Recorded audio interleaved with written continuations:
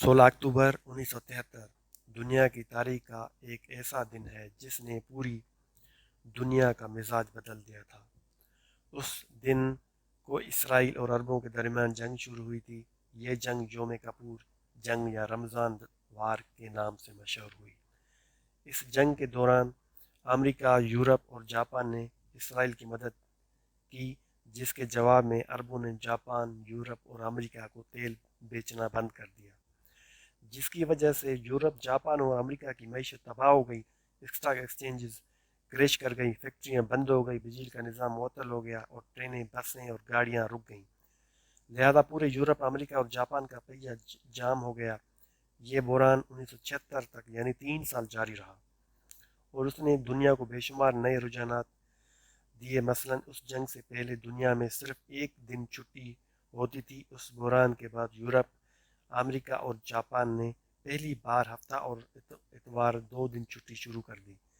इस बहरान के दौरान यूरोप और अमेरिका ने पहली बार घड़ियां 1 घंटा आगे और 1 घंटा पीछे करना शुरू की। उससे पहले दुनिया में बड़ी बड़ी लग्जरी गाड़ियां होती थी। उस बहरान के दौरान यूरोप और जापान ने छोटी गाड़ियां बनाना शुरू की।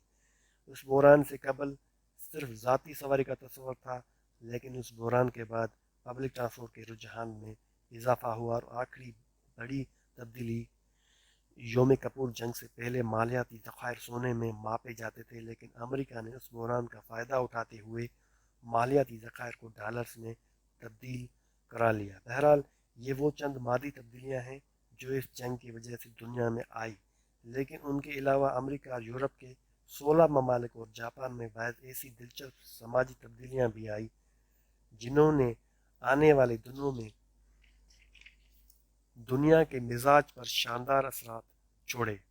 उस बहरान की के शुरू में उन तमाम ममालिक के सदूर, वज़राए आज़म, अरकान असम्बली, ब्यूरोक्रेट्स, सफ़ीरों और सियासतदानों ने सरकारी गाड़ियों का इस्तेमाल बंद कर दिया। तमाम बिजनेसमैन और सनतकारों ने भी अपनी गाड़ियाँ गैराजों में बंद रखीं और साइकिलों पर आ गए और उसके बाद उन्होंने आवाम से पेट्रोल की बचत की अपील की। आम शहरियों ने उस अपील का वालहाना जवाब दिया। उन्होंने भी अपनी गाड़ियां बंद कर दी। उन दोनों अमेरिका में ट्रांसपोर्ट शेयरिंग के एक नए तस्वर ने भी जन्म लिया। इन दिनों अगर कोई शख्स ज़ाती कार पर घर से निकलता तो वो रास्ते से लोगों को अपनी गाड़ी में बिठाता चला जाता था। चुनाचे उस बहरान के दौरान अमेरिका और यूरोपी बाशिंदों के इत्तेहाद और जिम्मेदारी का ये आलम था कि उनके फ्यूल टैंक्स खाली होते थे, लेकिन वो पेट्रोल पंप का रुख नहीं करते थे। यूरोप में इन उन दिनों लोग ये नारा लगाते थे, हम पेट्रोल के बगैर भी जिंदा रह सकते हैं। पेट्रोल बचाओ की ये तहरीक उस कदर कामयाब हुई कि 1976 में अरब पेट्रोल खोलने पर मजबूर हो गए।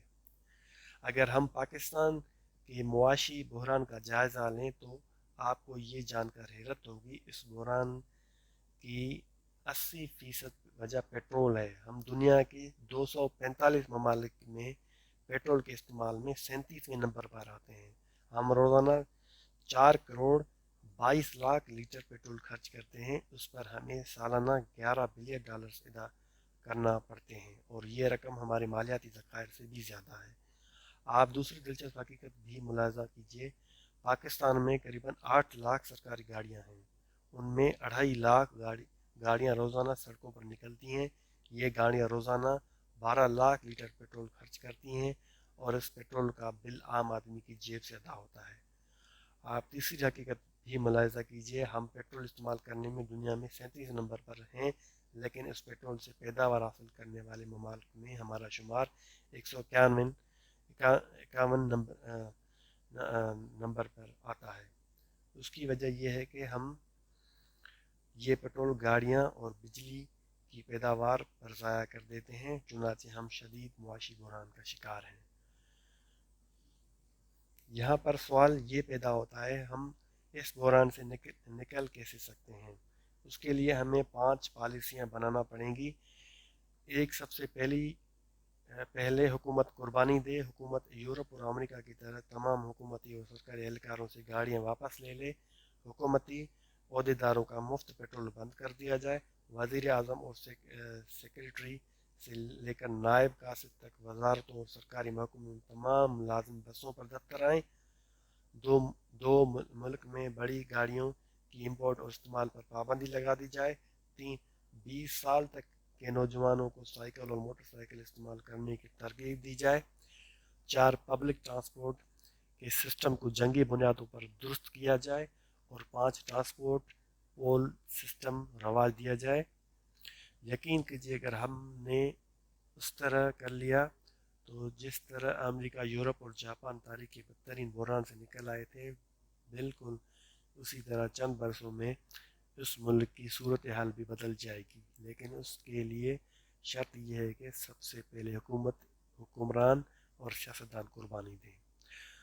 اللہ تعالیٰ نے انسان کو شعور اور زبان کا تحفہ دیا تھا، یہ وہ دو تحفے ہیں جن سے دنیا کی تمام دوسری مخلوقات محروم ہیں۔ چنانچہ جو شخص، طبقہ، قبیلہ، معاشرہ اور قوم اپنا شعور اور اپنی زبان استعمال نہیں کرتی، جو اچھائی اور برائی کے درمیان فرق نہیں کرتی، اور جس کے لوگ جائز اور حق بات پر خاموش رہتے ہیں، جو ظلم اور زیادتی پر زبان سے احتجاج نہیں کرتے، قدرت ان لوگوں کو معاف نہیں کرتی۔ دنیا میں آج تک جتنی قومیں برباد ہوئیں ان کی دو بڑی وجوہات تھیں۔